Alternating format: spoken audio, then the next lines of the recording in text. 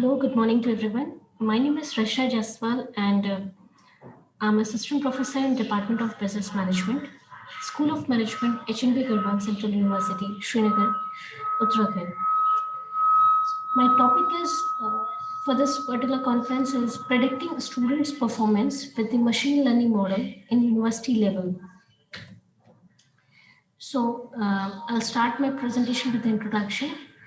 As we all know that knowledge-based economy requires efficient professionals, leaders to generate a boost economy, and the role of academics and institutions play a crucial role for imbibing the required skills and produce the future leaders.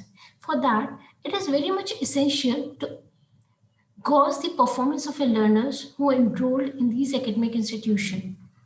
So this can be achieved by developing a prediction model by various machine learning techniques, which will provide the essential information to the learners as well as the academicians to work on the can get upfront the weakness and provide support for the future learners.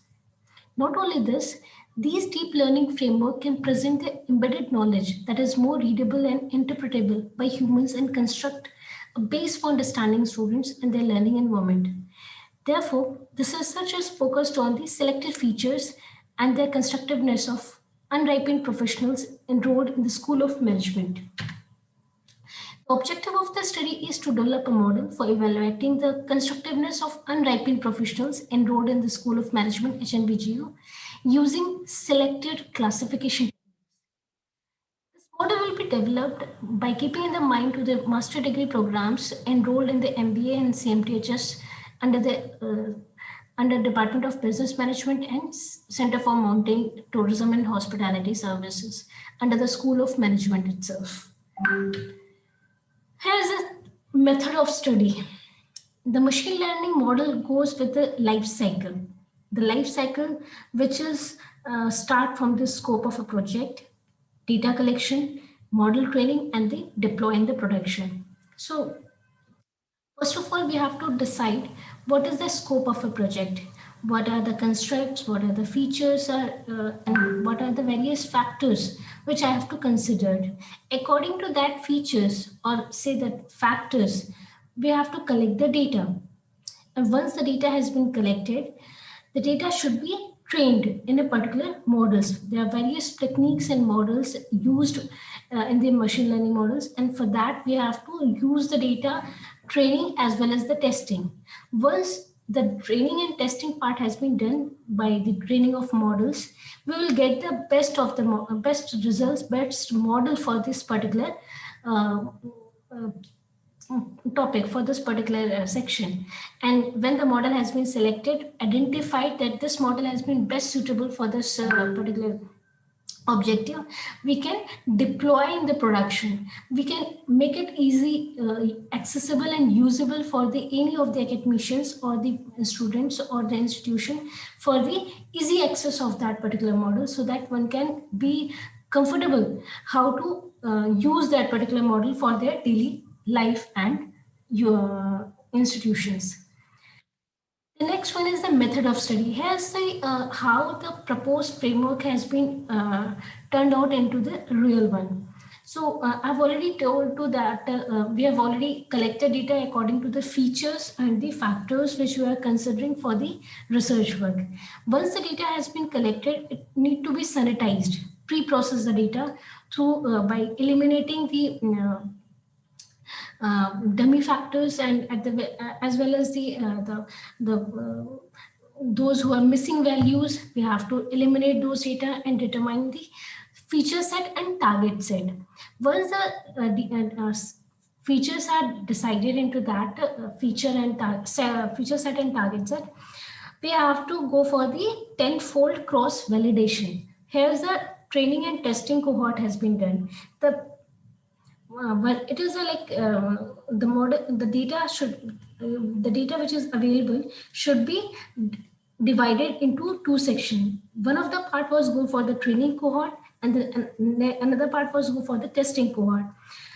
After repetition of number of times, The model with the models which has been suggested by the researcher, that is LDA, K nearest random forest support vector machine, multi-layer perception, one can identify the best out of these models.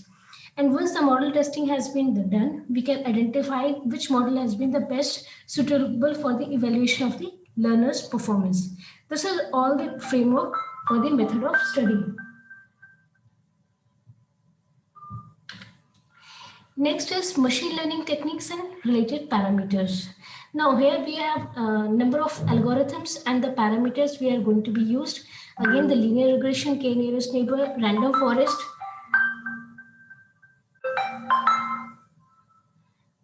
multi-layer perceptron, support vector regressions. These are the things which we are using with the various parameters.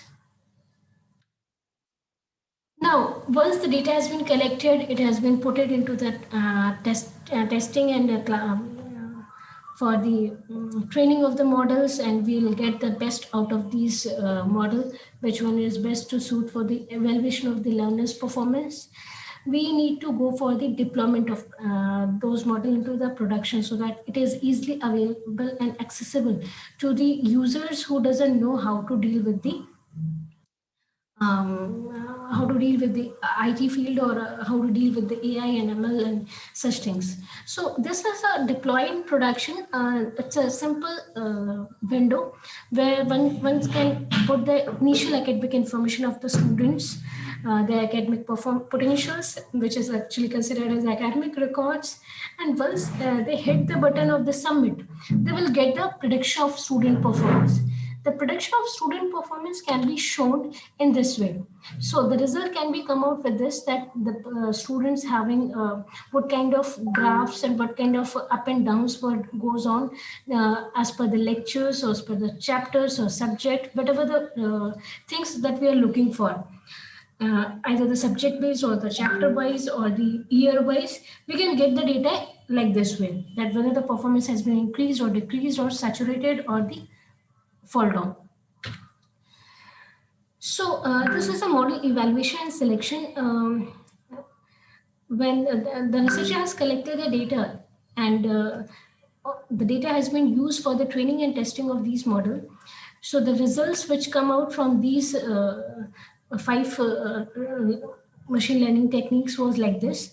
We can find out that the least value of the root mean squared error, which is actually a part of the particular results, which can be shown that 0.0984, which is the random forest and has a root mean squared is 0.0984, which is the least in all the other models.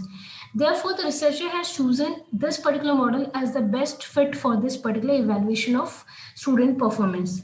The reason being to choose this one is that whatever the root mean squared error is least of those values will be considered for the best models. Here's the implication of the study. This model would be able to identify learners' performance for each subject, and this will keep the track of their performance and take timely action to improve their performance due to early predictions.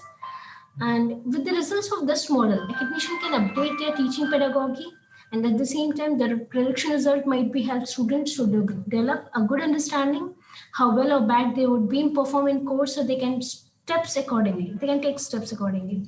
Corporates also looking for the placement can shortlist and target future leaders according to their needs. Apart from that, this model can be leveraged to improve the constructiveness of learners, scholars enrolled in other renowned professional academic courses run by the HNBGO and other universities as well. So these are the implications of this study.